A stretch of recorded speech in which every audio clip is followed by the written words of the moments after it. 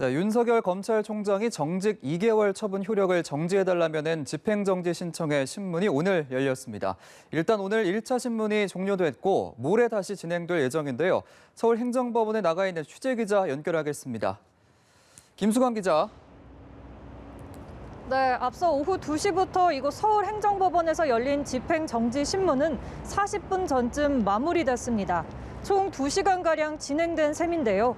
다만 아직 신문이 모두 종료된 건 아니고 모레 오후 3시에 한 차례 더 열릴 예정입니다. 이에 대해 윤 총장 측 대리인은 재판부에서도 심리가 더 필요한 부분이 있어 그 부분에 대해 양쪽이 준비해 다시 한번 신문을 하기로 했다고 설명했습니다. 오늘 비공개로 진행된 신문엔 추미애 법무부 장관과 윤 총장은 나오지 않았고 양측 법률 대리인이 출석했습니다. 앞서 추 장관을 대리하는 이옥형 변호사는 지난번 직무 배제 때와는 처분의 성격이 다르기 때문에 소명하는 부분도 달라질 수밖에 없다는 말을 남기고 법정에 들어갔습니다. 윤 총장을 대리하는 이서궁 변호사는 징계 사유가 막연한 추측과 가정에만 근거해 내려졌다는 점을 부각할 것이란 계획을 밝히기도 했는데요. 윤 총장이 별도로 당부한 얘기가 있느냐는 취재진 질문에는 별도로 하신 말씀은 없다며 열심히 하라, 부탁한다고 했다고 덧붙였습니다. 네, 오늘 재판의 쟁점 짚어주시죠.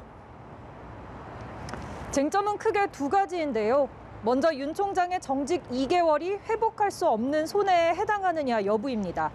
윤 총장 측은 이 부분이 급여 등 금전적인 보상으로 회복할 수 없는 것은 물론 검찰 조직 전체, 더 나아가 국가적으로 회복이 어려운 손해라는 입장입니다.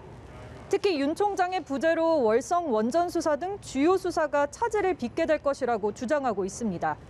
반면 법무부 측은 윤 총장 임기가 내년 7월까지인데다 여러 징계 혐의를 받는 윤 총장이 업무를 그대로 수행하는 것이야말로 검찰의 공정성과 중립성을 훼손할 것이란 주장을 펼쳤습니다.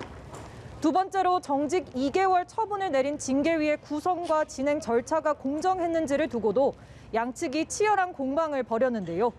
윤 총장 측은 징계 사유는 물론 징계위의 구성과 운영이 위법하고 방어권도 제대로 보장받지 못해 징계가 부당하다고 주장하는 반면 법무부 측은 절차적 공정성을 보장했다는 입장입니다. 특히 법무부 측은 이번 사건이 앞선 직무 배제 때와 달리 문재인 대통령의 재가까지 받은 징계 처분이란 점을 강조했습니다. 네, 그렇다면 결론은 언제쯤 나오겠습니까? 통상 집행정지 사건은 신문 기일 당일에 결과가 나오기도 합니다. 일단 모레 한 차례 더 신문이 열린 뒤 이르면 당일 저녁이나 다음 날, 즉 이번 주 중에 결론이 날 전망입니다. 앞서 지난달 직무배제 집행정지 당시엔 신문 하루 만에 결과가 나왔는데요. 만약 법원이 집행정지를 인용할 경우 지난 16일부터 직무에서 배제된 윤 총장은 즉시 업무에 복귀할 수 있게 됩니다. 하지만 기각될 경우 윤 총장은 내년 2월 중순까지 업무에서 배제된 상태에서 본안 소송 결과를 기다리게 됩니다.